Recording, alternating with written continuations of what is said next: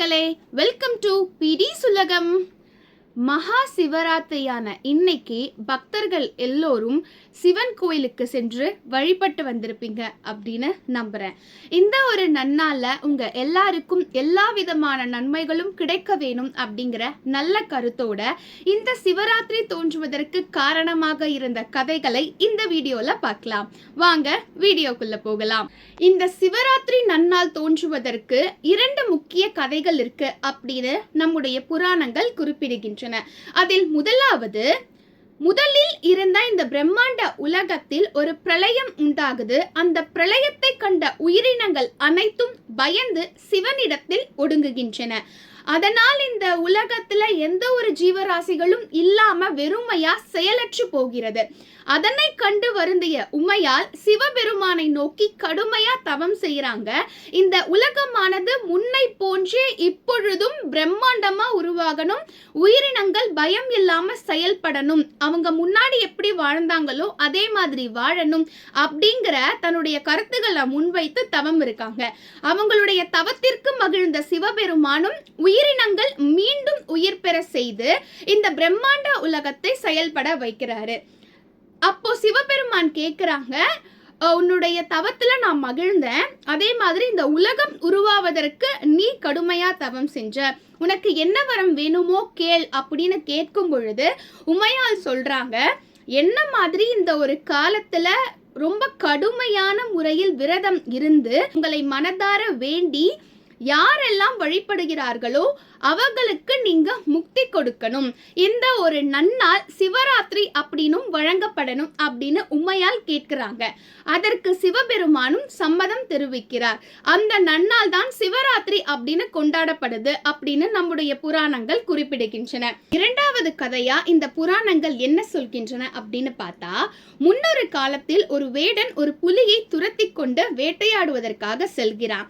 எதிர்பாராத விதமா அந்த புலி வேடனை திருப்பி தாக்க வருது. அதனால் பயந்த வேடன் அங்கிருந்த ஒரு மரத்தின் மேலே ஏறி உட்கார்ந்துக்கிறான். அவனுக்கு தூக்கமா வருது. மரத்திற்கு கீழே பார்த்தா புலி மிகுந்த பசியோட அவனை வேட்டையாட காத்துக்கிட்டு இருக்கு. நம்ம தூங்க கூடாது, தூங்கினால் தவறி கீழே விழுந்து அந்த புலிக்கு இரையாகிடுவோமோ அப்படின்னு பயந்து அந்த மரத்தில் இருந்த இலைகளை ஒவ்வொன்றாக பறித்து கீழே போட்டுக்கிட்டே இருக்கான். அந்த நாளும் முடியுது. மறுநாள் காலையும் விடியறது. அந்த மரத்தில் இருந்து கீழே இறங்கி பார்த்த வேடன் அந்த மரத்திற்கு கீழே ஒரு சிறிய லிங்கம் ஒன்று இருக்கிறதா பார்க்கறான். அப்போ தான் பறித்து கீழே போட்ட இலைகள் அனைத்தும் அந்த சிவலிங்கத்தின் மேலேயே விழுந்திருக்கு. அப்போ கண் முன்னாடி காட்சியளித்த சிவபெருமான் அந்த வேடன் கிட்ட கேட்கிறாரு, நீ பயத்துல தெரியாம தான் இந்த மரத்தின் மேல ஏறின, ஆனா நீ ஏறின இந்த மரம் தான் வில்வ மரம். நீ பறித்து கீழே போட்ட ஒவ்வொரு இலைகளும் வில்வ இலை, அது எனக்கு மேலதான் விழுந்தது. நீ தெரியாம தான் பண்ண, ஆனா உன்னுடைய உள்ளம் அப்படிங்கிறது ரொம்ப தெளிவான எண்ணம் கொண்டது, யாருக்கும் எந்தவித தீங்கும் நினைக்காத நல்ல உள்ளம்தான் உன்னுடைய உள்ளம். அதனால நீ தெரியாம செய்ததை கூட நான் சிறந்த வழிபாடாக எடுத்துக்கொள்கிறேன், உனக்கு என்ன வேணும் கேள் அப்படின்னு கேட்கிறாரு. அப்போ அதற்கு மகிழ்ந்த வேடன், இந்த ஒரு நன்னால என்னை மாதிரி நான் தெரியாம செய்தேன் வழிபாட, அதே மாதிரி மக்கள் வந்துட்டு இந்த ஒரு நன்னாளின் புனிதத்தை உணர்ந்து உங்களை மட்டுமே நினைத்து எந்தவித தீய எண்ணங்களும் இல்லாமல் முழு மனதார உங்களை வேண்டி பிரார்த்திக்கிறார்களோ அவங்களுக்கு நீங்க முக்தி தரணும் அப்படிங்கிற தன்னுடைய கருத்தையும் கேட்கிறாரு. அதற்கு மகிழ்ந்த சிவபெருமான் அவ்வாறே ஆகட்டும்னு சொல்றாரு. அந்த ஒரு நன்னாள் தான் சிவராத்திரி நன்னாள் அப்படின்னும் சொல்லப்படுது. அந்த வேடன் இருக்காரு இல்லையா, அவரு இன்னொரு ஜென்மத்துல ஒரு நாட்டிற்கு சக்கரவர்த்தியாகவும் பிறக்கிறாரு. அந்த சக்கரவர்த்தியா இருந்த போதும் கூட அவர் சிவபக்தனாகவே தான் இருக்கிறார் அப்படின்னும் புராணங்கள் சொல்லப்படுது. இந்த சிவராத்திரி நாளன்று கண் விழிப்பது, பட்டினி கிடப்பது, கோயிலுக்கு சென்று இறைவனை வழிபடுவது அப்படின்றத மட்டும் நாம செய்யறோம்னு எண்ணாம இதற்கு பின்னால் ஒளிந்திருக்கக்கூடிய அறிவியலையும் ஆன்மீகத்தையும் நாம் தெரிந்து கொண்டு வழிபட்டால் இன்னும் சிறப்பு அப்படின்னு நம்முடைய முன்னோர்கள் சொல்றாங்க.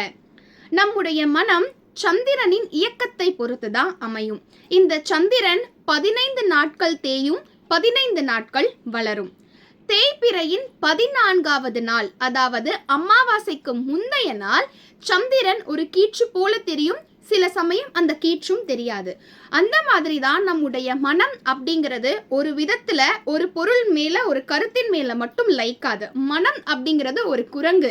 அது அலைப்பாய்ந்து கொண்டே இருக்கும், மாறிக்கொண்டே இருக்கும். ஒரு சில சமயத்துல அந்த கருத்துக்கள் இல்ல நம்ம ஆசைப்படுற விஷயங்கள் நமக்கு கிடைக்கும் அப்படின்னு நம்ம போராடுவோம்.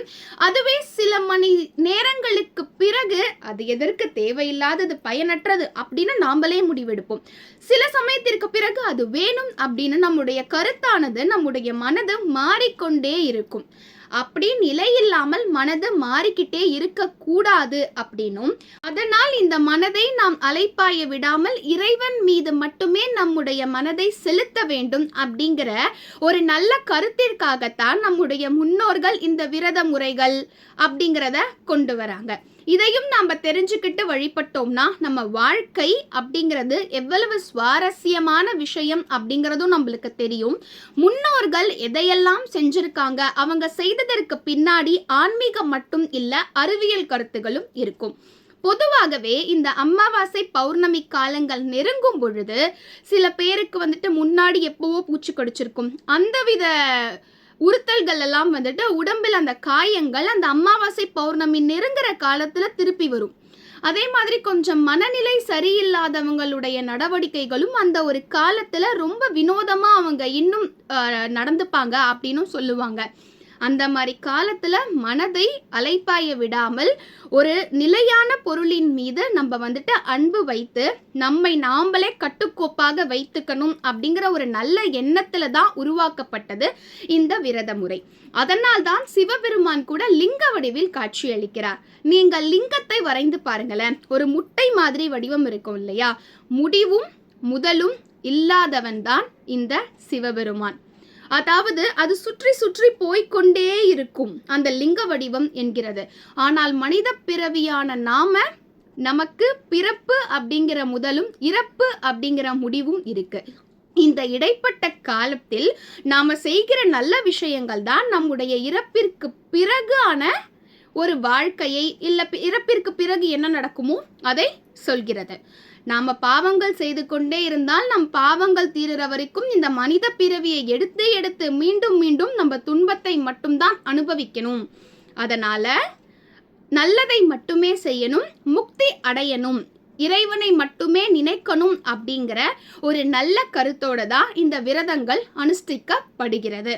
ஓகே மக்களே, இன்னைக்கு தெரிஞ்சிட்ட கதைகள் உங்களுக்கு மிகவும் இன்ட்ரெஸ்டிங்கா இருக்கும்னு நினைக்கிறேன். வேற ஒரு கதையில மீண்டும் சந்திப்போம். நன்றி, வணக்கம்.